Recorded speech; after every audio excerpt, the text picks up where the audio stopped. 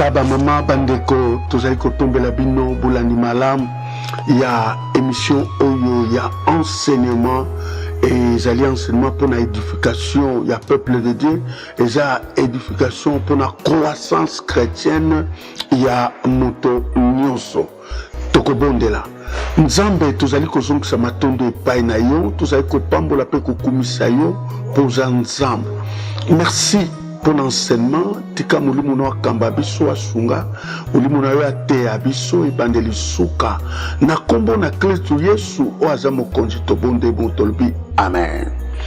Thème na biso eza intitulé Pourquoi dois-je chercher ma délivrance?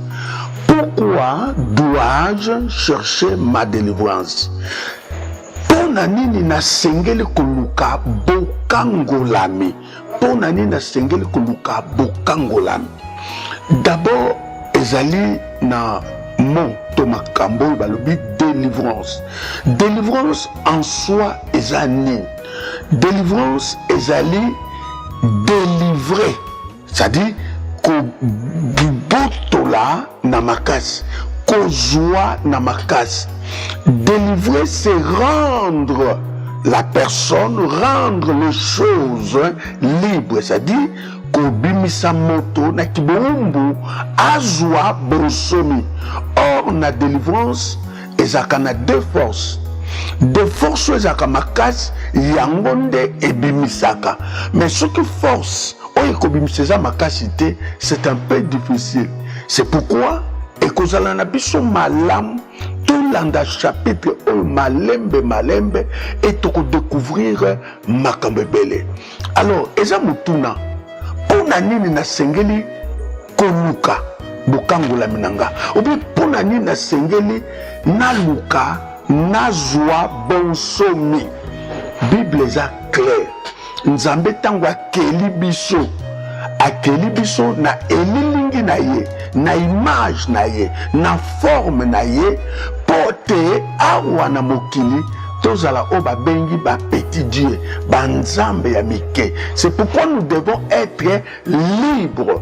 Alors ce que toza libre, toko refléter image en nzambe, mpe tokomona nkembo ya nzambe ko se manifester na kati na bomoi na biso.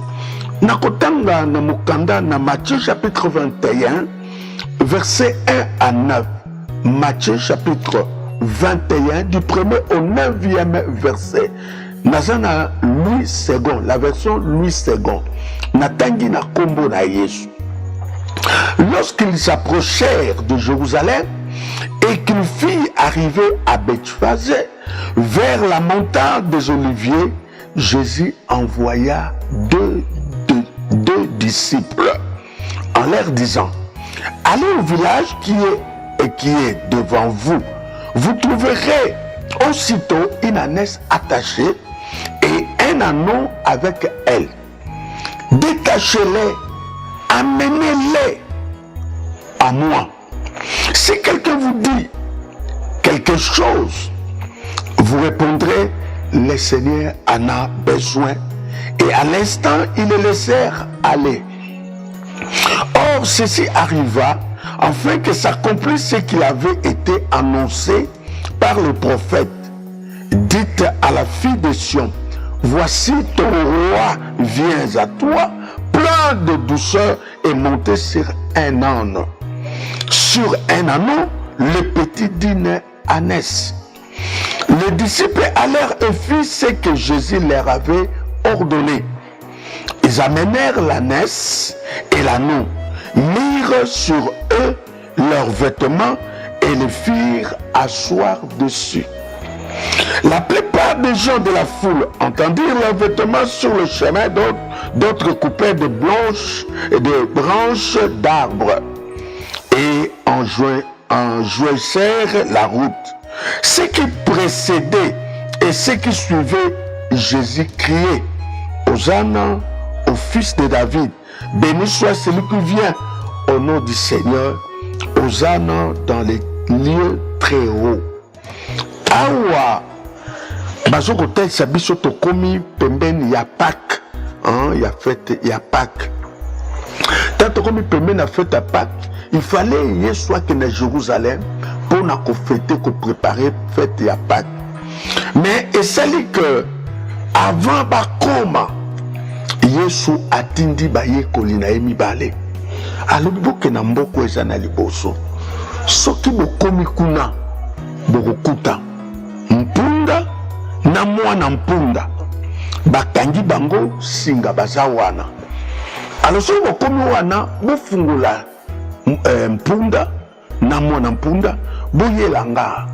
Mais soki landa bien soki bankolo na mpunda batuni pona nini bozoko kangola mpunda na mwana nango okoyebisa bokoyebisa bango le Seigneur en a besoin nkolo nango aza na posa na yango. Et c'est ce qui était fait. Bakei bakomi kuna bamoni kaka ndenge Yesu ayebisaki bango. Alors bafongoli le temps bazofongola bakengi la mpunda bakola mpunda batume uni bozofongola bozo pourquoi bozo kenango wat baba ebisite nkolo azanango besoin bakamataki bana mpunda na mona mpunda bakendeki nango epai na Yesu. Et comme kuna parmi ete Yesu amataki likolo ya mpunda e yango nde akotelaki na Jérusalem. Batandaki maputa batu basimbi bamandalala bakobelela mokonzi aye mokonzi o biso tozalaki kozela azali koya pona bango pour la libération ya bana na Israël. Et la suite nous savons que akotaki avec gloire. Alors à ce qui concerne notre enseignement par rapport à la délivrance, nini tokomona awa tozokomona mpunda na mwana mpunda bakangamaki. Mais banani bakangaki bana mpunda na mwana mpunda eza bankolo na yango. Bakolo na yango nde batu bakangaki mpunda wana. Mais bien que bakangaki yango, mais faut koyeba ete tango bayekoli bake balobi ete nkolo nango aza nango besoin. Et si, qu'est-ce que nous pouvons tirer? Awa tozomona boye mwana mpunda na mpunda ezali ko représenter toute personne qui est possédée. Mutu nyonso oyo azali possédé. Alors avant de continuer na limina kotaisa na pesa réponse. Est-ce que un chrétien oya yamba Jésus Christ akoki kokoma possédé parce que na mukanda na 2 Corinthiens chapitre 5 verset 17 et bien si quelqu'un est en Christ, il est devenu une nouvelle créature. Les choses anciennes sont passées, voici toutes choses sont devenues nouvelles. C'est que Mutsoka yambi Yesu akoza possédé te. Non. Soki mutu ayambi Yesu lokola mokonzi pe mobikisi na kati na ye, il est délivré. Yesu a kangolié de la puissance de la mort à la puissance de la vie, de la puissance du péché à la puissance de la liberté. Mais problème est à kanini. Tant mutu ayambi Yesu Christo, il faut tambola na kobanga nzambe. Alors, tant que sala bamasum, ozo kwena bamasum, ce sont des portes. Et ça, des portes. Ozo fongola pour bazoyer facilement. Donc, on partage notre témoignage. Il y a maman, mon femme, femme mariée, femme légitime, femme vraiment, moi, si, nanda, kouyalibala, babala, sont très bien. Mais vous savez ce qui s'est passé? Mbana zoa kamwa si mususu mbanda. Alors, mbanda wana, akotaki na nzoto ya mwasi oya ndako. Mais moi ça asambelaka mipesa vraiment zélé. Mais moi sona ya mibale akotaki na nzoto. Or à la logique so totale normalement moi sona kokota na nzoto na été parce que yé kutu mutazo ko frauder yé ndaza mabe mais comment kotaye awa eta ya deuxième femme zaki malamute. Alors qu'est-ce qui s'est passé tant que sambeli pour la maman pour la délivrance naie? Alors pendant la délivrance molimo mongo ebandaki koloba kati na ye totuni yo nani mongongo elobi pena ngai deuxième femme apesi kombo apesi vraiment nyonso mais okoti na nzoto ne ndenge ni yoka molimo nezoba apriaka fort na banda koluka ye banda kala nazwaka ye te mais nayaki kozwa ye mokolo alalaka na kanda. Est-ce que vous imaginez eza pena na sens te kanda kaka kando vraiment nalali nango. Où est le problème? A Bible elobi soko siliki avant moye dinda abi libéré kanda. Omoni kanda ezalaki porte efungwamaki baluki ye nyonso bazwi ye te mais baye kozwa ye mokolo bafungulaki porte. C'est pourquoi mon frère, ma soeur, yo moto ozolanda nga yoka soki ondima Yesu lokola mokonzi mpe mobikisi nasengi na yo tambola engebene tambola luka osepelisa nzambe luka otambola sembo. Mais soko zoko pengwa mon frère ozoko luka ba problème na nzoto na yo moko sans pour autant que tu saches parce que diable avant zwa moto il faut porte so porte ezate rien. C'est pourquoi na sengi na yo mon frère n'habite ni no sala n'habite conscience nous ezo reprocher na nini et peut-être paix olingi zonga na nzela mais olobaka na quel tout bela banane ana se confier na nan bien aimé opportunité yango epesemeli yo naza ko inviter yo na kombo ya mokonzi na biso Yesu Kristo quel que soit le péché oyo sala pardon ezali donc soki nzambe apesi biso grâce olanda émission oyo olanda enseignement oyo nalingi oyebisa yo nzambe apesi yo réponse. C'est-à-dire amoni inquiétude amoni culpabilité na se confie na nani na tubela ndenge nini soki nasabo yango napesi yo alors nazopesa possibilité ndenge ozolanda nga c'est facile okogumba mutu nayebi te soki oza na ndako toza na nzela talaka na yo mais répétez un peu nga nazoloba eza prière ya mokuse nalingi akoloba boye tosambela mpe mokonzi Yesu liloba oyo eyeli ngai liloba oyo esimbi motema na ngai ya solo nazalaki kobanga yo nzambe mpe nazalaki komitungisama eske nakokolimbisama na likambo to na makambo nasalaki tata na ndimi yango naye komikitisa naye komizongisa limbisanga yokelanga mawa pesanga makasi nakoya su na lisumu oyo te pesanga su makasi naza na baninga oyo bakosunga ngai napesi yo merci nzambe natondi yo mpe naza kondima olimbisi ngai ndenge natubeli na kombo na Yesu batelaki mienga na sambe nzambe nazotika ndeko na nga mobali ndeko na nga mwasi oyo azwi opportunité oyo mpona kolanda enseignement oyo e asimbami na kati na ye ete akweyaki Yesu yo moko lobi aucun vivant n'est juste devant toi yo moko lobi le pardon se trouve près de toi yo moko pesi biso na Luc 15 mwana oyo abungaki ntango azongaki oyambaki ye yamba ndeko mobali mwasi limbisa ye nzambe yokele mawa toza bato na se na ntango tozali kokweya na makanisi na maloba me lelo limbisa ye na kombo na mokonzi na biso Yesu Kristo tobonde bongo tobe amen.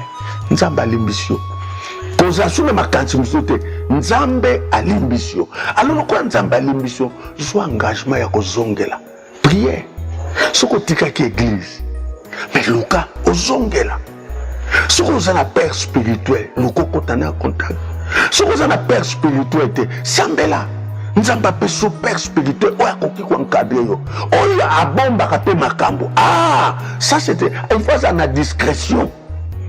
Il faut tazala moto oyo lokola biso ba pasteur soko na moto atube na telemi na chair na zoba non c'est eux en disque sambela nzamba ko orienter yo nzamba nga pambola yo alors na kena ndeko muso azolanda biso obandaki kolanda meta muso sambela kate Tamso semble la kate. Mais pasteur na semble la kate, pas de problème. Mais Bible les autres biso prière à liboso na katino. Yabi balé sangana pena ban. Ah pasteur, suite na ba makambo na l'église na okete na lingo yebisa yo jugement individuel. Jugement individuel. Donc ce qui yo landi pona bat au côté en fait. Alors yango na nzamba pesi biso opportunité pona yo. Oyo nano yambi Yesu te. Otunanga me pasteur ko yamba Yesu zani. Non. Eza kaka ndeko landi ondimi ofungula motema na yo Yesu akoya. Alors na lingo yambiso Yesu ayamba aya na kata motema na. Ozoto me pasteur akoya ndeni. Non, eza spirituel. Gumba ka mutuna yo. Landa prière o mokonzi Yesu. Na yo kililoba o. Na joui décision lelo ya kofungula motema na nga. Na bengi yo Yesu yaka kota na motema na nga pe tambusa bomoi na nga. Yawe limbisa mabe na ngai pe salisa ngai na tambola na nzela na yo na kombo na Yesu. Merci Seigneur. Tikala ka bona lingo bonde apona. Nzambe nazo bonde la pona ndeko na nga mwasi ndeko na nga mobali. Oyo lelo azui décision ya kofungola motema ne ayamba Yesu lokwa mokonzi pe mobiksi. Yesu kota motema ne transformer vie na ye salela ye mpote amona loboko no na kombo na Yesu Kristo. Amen. Na lingo yebiso 1 masumu ne limbisani. 2 okomi mwana nzambe. 3 Saint-Esprit ayena kati na yo.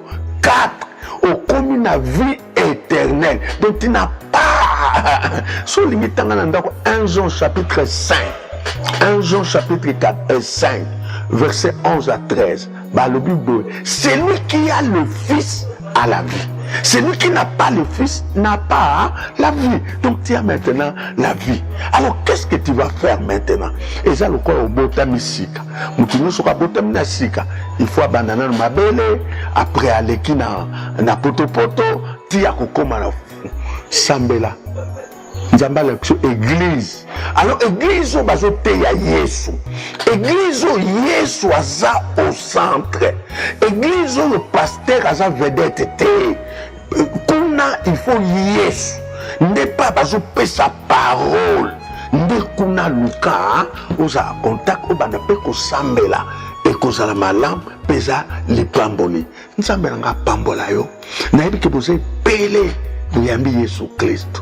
Alors sikawa tokoki ko continuer enseignement. Donc il y koloba na pesi réponse soki moto aza mo Kristo, c'est-à-dire yamba Yesu à cause de la procédure oui soka fungoli ba porte. Mais moto asambela kate. Est-ce que il faut comment posséder plus parce que dans sa vie il n'a pas Jésus. Yango wana les deux personnes oya yamba Yesu Kristo na zongisi na nzela. Oyo nama yambi Yesu te na kotisi na nzela. Alors le kola les deux parties na tie na nzela moko. Maintenant je peux continuer mon enseignement pour te mutinyoso à se retrouver na kati. Alors awa tomoni mpate na mwana mpate bakanga kibango na banani na bankolo nango. Awa tokoki ko interpréter ni. Mais bien aimé na lingo yebse loko tiango na mutu. Premièrement, ce que tu dois savoir, ma famille, autobotami, héritage à liboso, c'est la sorcellerie. Ma famille, nous t'en même quand pasteur Nazoteya, la famille Naouta, et ça héritage, et ça me beaucoup. Dans tous ces exemples, on dit que sorcellerie zali, tala, mais kakaka, on banda ko zwa ba moyen.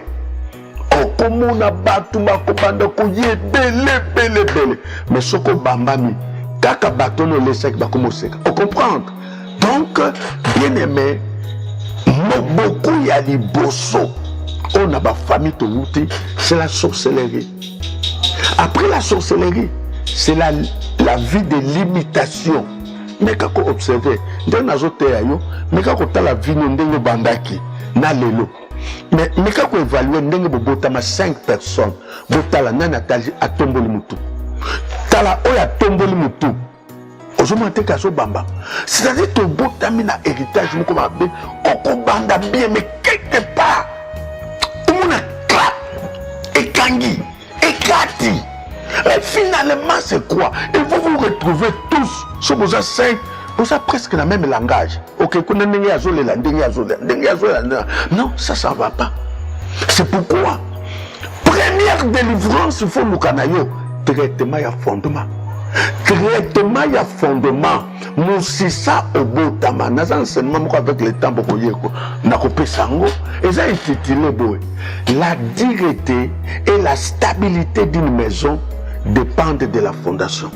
La dureté et la stabilité d'une maison dépendent de la fondation. C'est-à-dire, makasi yandako, nakomumela yandako, et je dépend de la fondation. Sauf que fondation yandako, ba sali mabe, quelle que soit beauté yandako, au monde a ba fissure, le peut quoi.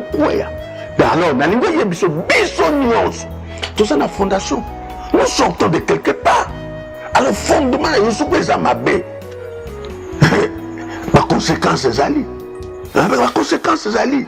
C'est pourquoi, mes bien-aimés, la première délivrance, c'est le fondement. C'est le fondement. Il y a mon moni, il y a le bokende. C'est beaucoup de bokangola. Mais ce qui bankolo nango, batuni. C'est-à-dire, et pas yowuti, par réclamation, les Ali. Par réclamation. Je peux partager témoignage nangamoko. Témoignage nangamoko. Nga babotinga kombo papa pesinga. Mtoto basse ya Crispin. Mtoto basse ya Crispin. Mtoto mabele basse ya Baseka. Alors natuna ki papa opesinga kombo yoka alminanga mwana nanga. Tu n'as pas ce que combo wana parce que nga pona bota ezaka difficile et pona bala ezaka difficile pona bota ezaka difficile et ben tangu na boti mwana liboso yango wana na pesa ki kombo wana c'est-à-dire kombo baseka kanga bandima kateke nga na kobala bandima kateke nga na kobota yango wana na pesa ki kombo wana landa bien nga na évoluer na travailler, n'a pas dit que travailler tout cela, n'a été na sala qui après bon, n'a pas de sala bien aimé. Moi si nous sommes nazaki ko kanga lo pango, bazaki ko fungo, o kangi ba fungo, mais finalement ngalobi mais qu'est-ce qui ne va pas dans ma vie? Et ça qui problème pour na bala. Et bazaki pe ko sekanga un jour. Na moni papa nanga na lobi na yeme papa ozuma teke makambu na yope elandinga nazoko ko bala te vraiment bazo sekanga papa nanga sekaki ah mais non ça témoignage ya vinanga yango wana elandaki. Dieu merci à l'époque nazaki ko sala mobile addiction mete et nzamba sanga grâce na groupe de prière na Kasafu na kende un jour kukuta na Belgique na Belgique tanga moni nga luyo sans problème kombo wana ezo salo obstacle ko balate hein c'est vrai hein alors ba traita ki kombo na leka ki na délivrance et bana leka ka na délivrance résultat maintenant je suis marié père d'une famille et je suis un responsable. Grâce à cela, n'était cela, vinanga même tilelo, j'allais tourner à rond. Et on a battu mingi bandimaka délivrance. Pour na bango délivrance ces années, kokoué na mabele, milimo zolo. Mais non, la délivrance commence par la parole. Il y a une Bible lobby, il envoya sa parole et la parole est les guérit. Vous connaîtrez la vérité et la vérité vous affranchira. Il y a un et ça déjà processus il y a délivrance na yo. Et na lingo yebiso délivrance c'est ça mais dans un domaine donné, tu as besoin de la délivrance. Vous en avez besoin le Canada délivrance. Vous en avez besoin au Kangolama. Il y a mon nzamba, pesibiso grâce, to kuta mokola lelo. Olanda enseignement au mon yé. Soki bankolo nango batuni, il y a des réclamations, il y a des réclamations. On peut se souvenir de ça.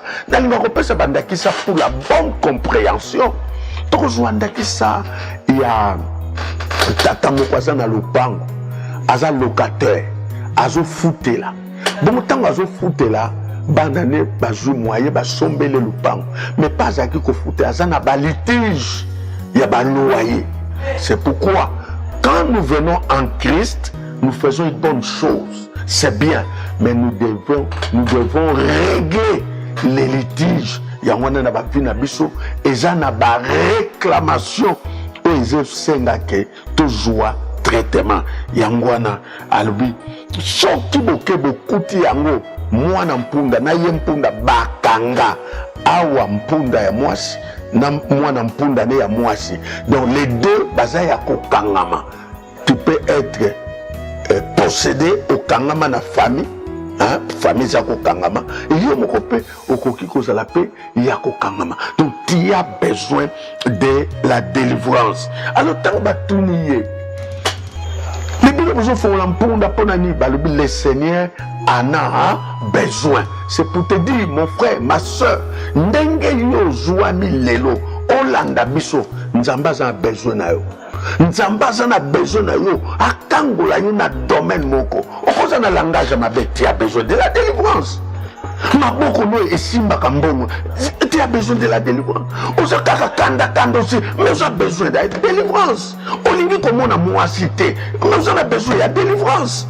On a vie stable, mais on a besoin de la délivrance. C'est pourquoi la délivrance, c'est tout un tout que tu as besoin. C'est pourquoi la délivrance c'est une nécessité, mais le combat spirituel est un besoin. C'est pourquoi mon frère Ezamalam Oluka délivrance. Alors, tout le monde dit tangu ba kangolami, tangu ba no ba neswana ba ye epai na Yesu tala makambe salame. Ba latisi ba batandi ba maputa. Babandi ko kembesa Yesu matina likolo soko leki na délivrance vine ko changer au monde en kembo nzambe ko bana ko se manifester kat na pe batu ba bana témoigner que c'est pris un Dieu vivant, un Dieu puissant. Nzambo ya sala oko koma na kembo oko yebana nzamba ko fungula ba porte nzamba akosalela makambo ebele oko yeba kozala moto na esengo. Bien aimé nzambe nanga pambola yo nzambe nanga salo bola na oye apesi yo kumisama pambolama na kombo de mokozi na biso Yesu Christo. Rapidement on appelle ça quelques leçons à tirer. 1. Pourquoi dois-je chercher ma délivrance? Parce qu'elle est dans le programme de Jésus. Ozokango, c'est dans le programme de Jésus. C'est pourquoi première raison sur la délivrance, et dans quatre programmes, il y a Jésus. Dans Luc 4, verset 18, Luc 4, verset 18, Jésus le belabiso, Yesu, aïe pour la kokangol. Deuxième leçon, parce que le monde est sous la puissance du malin. Ah, monde au monde, nzamba salo grâce au mis au monde, yo zo monde ba building ba bloko tout, mais monde est un monde moko, monde de ténèbres, des choses qui se passent dans ce monde, nous spirituellement ça va pas. Et le résultat tout le monde en go. Bamakambo ezo sale, impossible. Dans 1 Jean chapitre 5 verset 19, le monde entier est sous la puissance du diable. Par conséquent, je dois chercher ma délivrance. Troisième leçon, parce que j'ai un mauvais fondement. Dans le Belango, j'ai un mauvais fondement. Quatrième leçon, nous avons insisté par le binabisoni, parce que je suis. Quatrième leçon, parce que je suis né d'une famille idolâtre. Mais dans l'ingi copé, c'est la troisième leçon, référence biblique. Troisième leçon, référence biblique, Job 14, 4. Job 14, 4. C'est la quatrième leçon. Pourquoi dois-je chercher ma délivrance? Parce que je suis né d'une famille idolâtre. Tobotami na ba famille oyo idolâtrie za kofanda. Deutéronome 27, verset 15. Bible et le binabiso boy. Maudit soit l'homme qui fait une image taillée ou une image en fonte, abomination de l'Éternel, œuvre de main d'un artisan, et qui la place dans un lieu secret, à tout le peuple répondra et dira Amen. Awa ba pesi ba abomination mutsoko salengo ba bombe na mabanga akufa. Alors na verset 15 balobi na biso na tango akala soko pratiquer idolâtrie ba kobomo na libanga na mabanga. Lelo ba kobomo na mabanga te. Oui, mais nde yo na Nzambe esali rupture. Alors, cinquième et dernière leçon pour Nabiso Lelo. Pourquoi dois-je chercher ma délivrance? Parce que je suis le résultat de la sémence du premier Adam. Je réponds, parce que je suis le résultat de la sémence du premier Adam. Romains chapitre 3, tozali banan, tozali sémence, il y a premier Adam. Premier Adam, azanan. Premier Adam. Eza oya koya ki na lisum Yesu Bible a dit Yesu eza deuxième Adam oya ye ko racheter biso. Romains chapitre 10 chapitre 3 verset 10. Selon qu'il est écrit, il n'y a point de juste, pas même un seul. Atamoko azalité suite na sémence oyo biso tozwaki ya Adam. Yesu aye kokangola. Voilà les 5 leçons d'aujourd'hui. Alors, selon pédagogie na biso, il y a ministère école de la foi, tu peux faire un travail spirituel. Alors, notez travail on peut se jouer carnet, bic notez okosalango pendant 5 jours. Okosalango pendant 5 jours. So aussi osabiso ba to sali feedback. Osabiso feedback, to zappé na ba question to kotuna yo pour te comprendre qu'est-ce qui ne va pas dans ta vie. Biso prophécité, mais biso travail. Na travail d'enzambe yemoko oya kolobela yo et bien soko pesi biso to ko discerner. Alors notez rapidement premier passage Psaume 18 verset 29. Psaume 18 verset 19. Deuxième passage Romains chapitre 7 verset 14 à 25. Romains chapitre 7 verset 14 à 25. Troisième passage Psaume 107. Psaume 107 verset 6 verset 6 verset 10 verset 10 verset 13 verset 13 verset 19 verset 19. Passage monsieur Psaume 143 4 à 7. Psaume 143 4 à 7. Acte 16 25 à 26. Acte 16 25 à 26. Tokomina suka ya enseignement na biso toko bondela. Seigneur notre Dieu, Père de gloire, nazali kotika bandeko nyonso o bazuli bakuya kolanda biso na enseignement oyo ezali intitulé pourquoi dois-je chercher ma délivrance. Nzambe sunga bango, solo na bango na bandoto, talisa bango pote baluka, bokango la mina bango.